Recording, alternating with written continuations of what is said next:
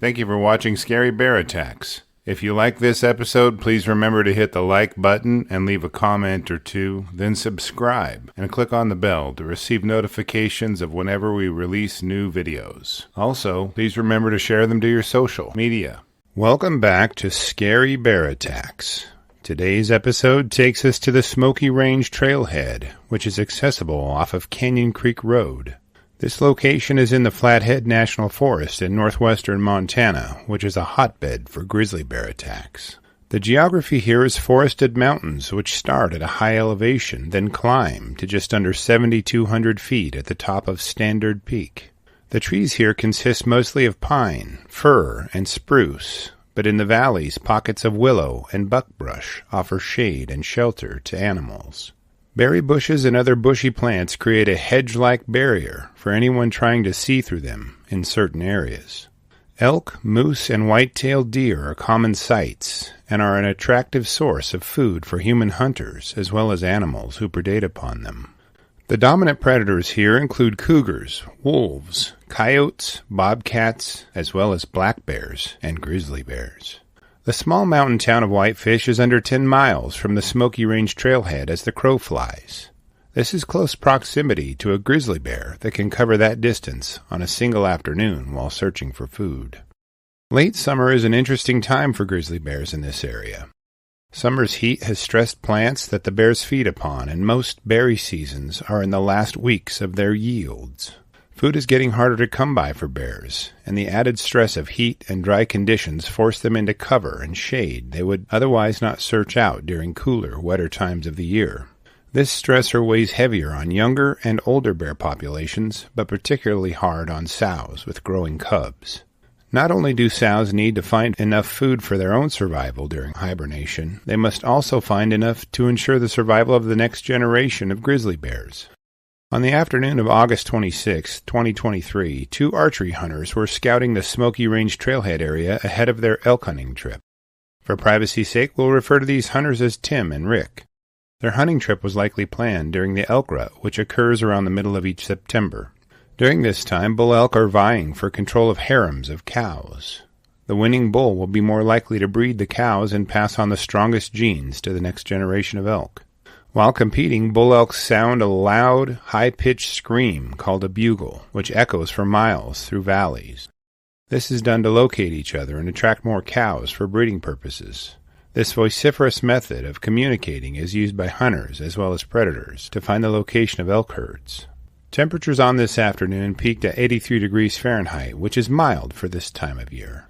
By mid-afternoon, moderate breezes had been blowing through the trees, causing any scent on them to be carried to or away from wary noses monitoring them.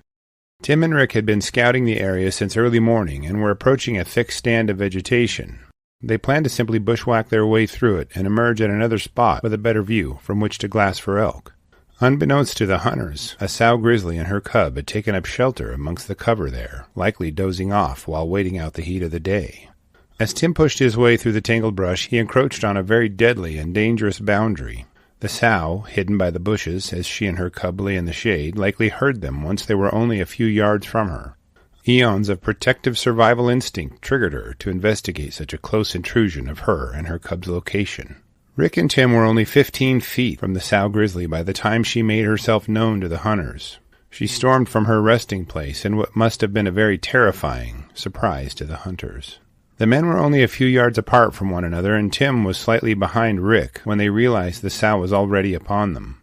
The hunters had undoubtedly considered a close proximity encounter with a grizzly, as they were armed on their scouting trip. The sources I could find did not indicate anything about the firearms they carried, but it is assumed that they carried pistols, as rifles would have been nearly useless in self-defense against a grizzly in brush at close range. No source I could find indicated that they had packed bear spray with them on their trip. As the angry sow quickly advanced toward the hunters, both of them drew their firearms and began to send hot lead her way. During the confusion and speed of the attack, the sow was struck by several rounds from each man. As Tim fired from behind and off to Rick's side, one of his bullets tore through his partner's shoulder.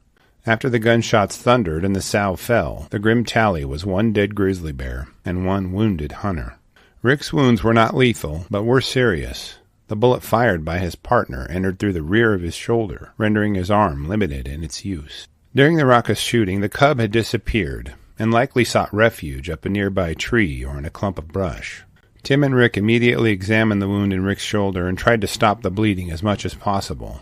They made their way out to their vehicle and got Rick to medical help for treatment of the wound. After being notified of the incident, the Montana Fish, Wildlife, and Parks wardens began investigating the incident immediately. The sow's carcass was taken for analysis to gather information and confirm the hunter's account of the run-in with the sow and her cub. The grizzly killed during the attack was determined to be a 25-year-old female, which is very old for a sow with cubs. She had no history of conflict with people before this incident and was tagged in 2009 as part of a population survey on grizzlies in the area. Officials immediately began monitoring the location in search of the cub, but I could find no source pertaining to the failure or success of finding it. Depending on its age, the cub may have survived on its own.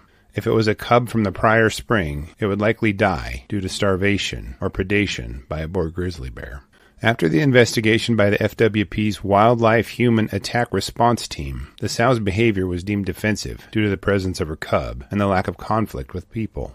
Had she not been killed during the attack, she likely would have been left alone, even if she had mauled the hunters, due to the circumstances involved in the attack. After reviewing the facts surrounding this episode, I'm left with a few questions for you. Do you think this attack could have been avoided had the hunters found a route with better visibility? How did the hunters get so close to the grizzly and her cub without being detected? Would bear spray have prevented this attack? Do you think the cub found a way to survive? I hope so. I'll be glad to read and respond to your thoughts, so please post them in the comments section below, and let's talk about it. Thank you for watching Scary Bear Attacks. If you've enjoyed this episode, please consider clicking on the like button and clicking on the bell icon. We'll help you know when we post our new episodes. Posting our video links to your social media profiles furthers awareness, and it's fun. We slashed our prices in our merch store, linked below, so check out the bargains there while you shop.